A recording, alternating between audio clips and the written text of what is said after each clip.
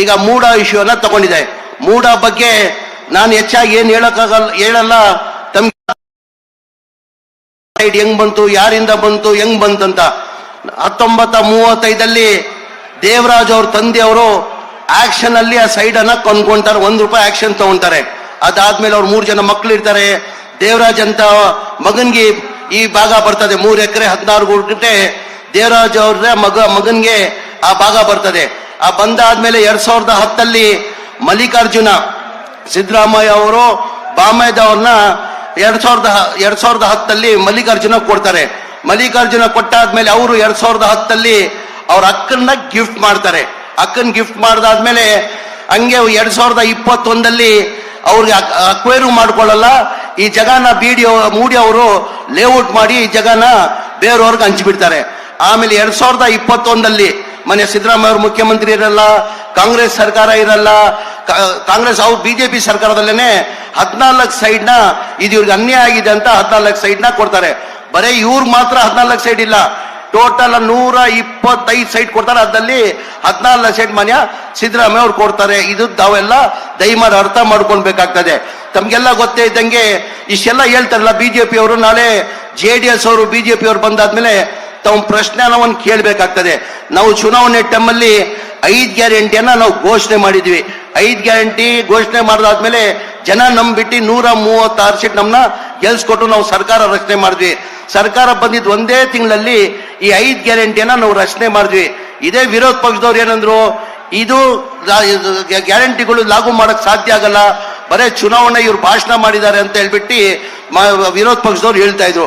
ನಮ್ಮ ಸರ್ಕಾರ ಬಂದು 1 ತಿಂಗಳಲ್ಲಿ 5 ಗ್ಯಾರಂಟಿಯನ್ನ ಜಾರಿ ಮಾಡಿದ್ವಿ. ಅದಾದ್ಮೇಲೆ ಯಾವತ್ತು ನಾವು 6ನೇ ಗ್ಯಾರಂಟಿ ಅಂತ ಒಂದು ಹೇಳಿರ್ಲಿಲ್ಲ.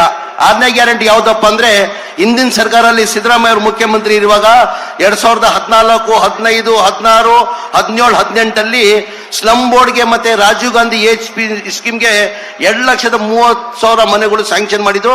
ಹಿಂದಿನ ಸರ್ಕಾರದಲ್ಲಿ ಸಿದ್ದರಾಮಯ್ಯ ಅವರು ಮುಖ್ಯಮಂತ್ರಿ ಇರುವಾಗ ಸ್ಯಾಂಕ್ಷನ್ ಮಾಡಿದ್ರು. ಅದಾದ್ಮೇಲೆ ಸಮ್ಮಿಶ್ರ ಸರ್ಕಾರ ಬಂತು, ಬಿಜೆಪಿ ಸರ್ಕಾರ ಬಂತು, ಅವ್ರು ಒಂದ್ ಮನೇನು ಸ್ಯಾಂಕ್ಷನ್ ಮಾಡಿಲ್ಲ, ಒಂದ್ ಮನೇನು ಕೊಡಕ್ಕೆ ಸಾಧ್ಯ ಆಗಿಲ್ಲ. ಕಾರಣ ಅಂದ್ರೆ ಒಂದ್ ಮನೆ ಕಟ್ಟಬೇಕಾದ್ರೆ 7.5 ಲಕ್ಷ ರೂಪಾಯಿ ಆಗ್ತದೆ. ಕೇಂದ್ರ ಸರ್ಕಾರದಲ್ಲಿ ಪ್ರಧಾನ ಮಂತ್ರಿ ಆವಾಸ್ ಯೋಜನಾ ಅಂತ ಹೇಳ್ಬಿಟ್ಟು 1.5 ಲಕ್ಷ ಕೊಡ್ತಾರೆ. ರಾಜ್ಯ ಸರ್ಕಾರದಿಂದ ಜನರಲ್ಗೆ 1,20,000, ST ಇದ್ರೆ 2 ಲಕ್ಷ ಕೊಡ್ತಾರೆ. ಒಟ್ಟಾಗಿ ಅವರೇಜ್ ತಗೊಂಡ್ರೆ 1.5 ಲಕ್ಷ ಮತ್ತೆ 1.5 ವರ್ಷ 3 ಲಕ್ಷ ಆಗ್ತದೆ.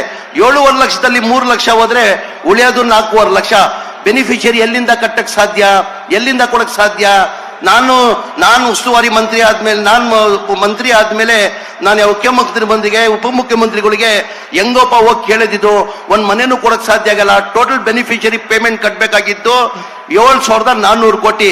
ಅದ್ರಲ್ಲಿ ಬರೇ 310 ಕೋಟಿ ಬೆನಿಫಿಷಿಯರಿ ಪೇಮೆಂಟ್ ಅನ್ನ ಕಟ್ಟಿದ್ರು.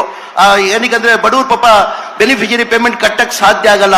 ಆ ಕಾರಣಕ್ಕೆ ಮನೆಯ ಮುಖ್ಯಮಂತ್ರಿ ಗಮನಕ್ಕೆ ತಂದೆ ನಾನು, ಸರ್ ನಿಮ್ ಕಾಲದಲ್ಲಿ ಹಿಂದಿನ ಸರ್ಕಾರದಲ್ಲಿ ಈ ಮನೆಗಳು ಸ್ಯಾಂಕ್ಷನ್ ಆಗಿದ್ದು, ಅದಾದ್ಮೇಲೆ ಒಂದ್ ಮನೇನು ಸ್ಯಾಂಕ್ಷನ್ ಆಗಿಲ್ಲ, ಒಂದ್ ಮನೇನು ಕೊಡಕ್ ಸಾಧ್ಯ ಆಗಲ್ಲ, ಬಡವ್ರು ಈ ಬೆನಿಫಿಷಿಯರಿ ಪೇಮೆಂಟ್ ಕೊಡಕ್ ಸಾಧ್ಯ ಆಗಲ್ಲ ಸರ್, ದಯಮಾಡಿ ನಾವು ಸರ್ಕಾರ ವತಿಯಿಂದಾನೆ ಕೊಡ್ಬೇಕಂತ ಮನೆಯ ಮುಖ್ಯಮಂತ್ರಿಗಳಿಗೆ ಹೇಳ್ದಾದ್ಮೇಲೆ ಮನೆಯ ಮುಖ್ಯಮಂತ್ರಿಗಳು ಬಡವ್ರ ಬಗ್ಗೆ ಕಾಳಜಿ ಇಟ್ಕೊಂಡು 7,400 ಕೋಟಿ ನಾನೇ ಕೊಡ್ತೀನಿ ಕಣೋ, ಈ ಬಡವ್ರಿಗೆ ಮನೆ ಕಂಪ್ಲೀಟ್ ಮಾಡ್ಕೊಡಿ ಅಂತ ಹೇಳ್ಬಿಟ್ಟು ಜನವರಿಯಲ್ಲಿ ಕ್ಯಾಬಿನೆಟ್ ಅಲ್ಲಿ ತಂದು 500 ಕೋಟಿ ಅಪ್ರೂವ್ ಮಾಡಿದ ಕಾರಣಕ್ಕೆ ಈ ವರ್ಷ ಫೆಬ್ರವರಿಯಲ್ಲಿ 36,789 ಮನೆಗಳು ಕೊಟ್ವಿ.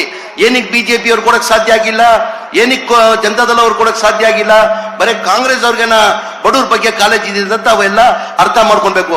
ನಾಳೆ ಬಿಜೆಪಿ ಅವ್ರು ಬರ್ತಾ ಇದ್ದಾರೆ, ಬಿಜೆಪಿ ಅವ್ರು ಬಂದ್ರೆ ಕೇಳ್ಬೇಕು. ಮಾನ್ಯ ಕುಮಾರಸ್ವಾಮಿ ಅವರು ಜನತಾದಳ ಅವರು ಜೊತೆಯಲ್ಲಿ ಬರ್ತಾ ಇದ್ದಾರೆ. ಹಿಂದಿನ ಸರ್ಕಾರದಲ್ಲಿ ಸಿದ್ದರಾಮಯ್ಯ ಅವರು ಮುಖ್ಯಮಂತ್ರಿ ಇರುವಾಗ ಹಿಂದಿನ ಸರ್ಕಾರದಲ್ಲಿ ಮಂಡ್ಯ ಜಿಲ್ಲೆಗೆ ಟೋಟಲ್ ಮನೆಗಳು ಸ್ಯಾಂಕ್ಷನ್ ಮಾಡಿರೋದು 35,411 ಮನೆ ಸ್ಯಾಂಕ್ಷನ್ ಆಗಿತ್ತು. ಎಲ್ಲಿ? ಮಂಡ್ಯ ಜಿಲ್ಲೆಗೆ. ಸಿದ್ದರಾಮಯ್ಯ ಸಮ್ಮಿಶ್ರ ಸರ್ಕಾರ ಬಂತು, ಬಿಜೆಪಿ ಸರ್ಕಾರ ಬಂದಾದ್ಮೇಲೆ ಬರೇ 630 ಮನೆಗಳು ಸ್ಯಾಂಕ್ಷನ್ ಮಾಡಿದ್ದಾರೆ. ಹಾಗಾಗಿ ಮೈಸೂರು ನಾನು ಹೇಳ್ತೀನಿ, ತಾವು ಈ ಪ್ರಶ್ನೆ ಕೇಳಲೇಬೇಕು ನಾಳೆ ಬಿಜೆಪಿ ಅವ್ರನ್ನ, JDS ಅವ್ರನ್ನ. ಹಿಂದಿನ ಸರ್ಕಾರದಲ್ಲಿ ಸಿದ್ದರಾಮಯ್ಯ ಅವರು ಮುಖ್ಯಮಂತ್ರಿ ಇರುವಾಗ 2013 ಹಿಡ್ಕೊಂಡು 2017ವರೆಗೂ 1,366 ಮನೆಗಳು ಸ್ಯಾಂಕ್ಷನ್ ಮಾಡಿದ್ದು. ಅದಾದ್ಮೇಲೆ ಕುಮಾರಸ್ವಾಮಿ ಮುಖ್ಯಮಂತ್ರಿ ಆದ್ರು 1 ವರ್ಷ, ಆಮೇಲೆ ಬಿಜೆಪಿ ಸರ್ಕಾರ 4 ವರ್ಷ ಆಯ್ತು. ಅವ್ರ ಅವಧಿಯಲ್ಲಿ ಬರೇ 1,847 ಮನೆ ಕೊಟ್ಟಿದ್ದಾರೆ.